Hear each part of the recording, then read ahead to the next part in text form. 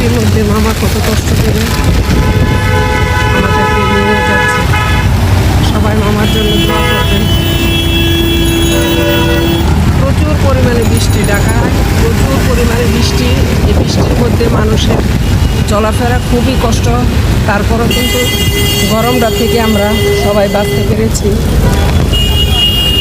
এখন প্রচুর পরিমাণে বৃষ্টি আর বাতাস।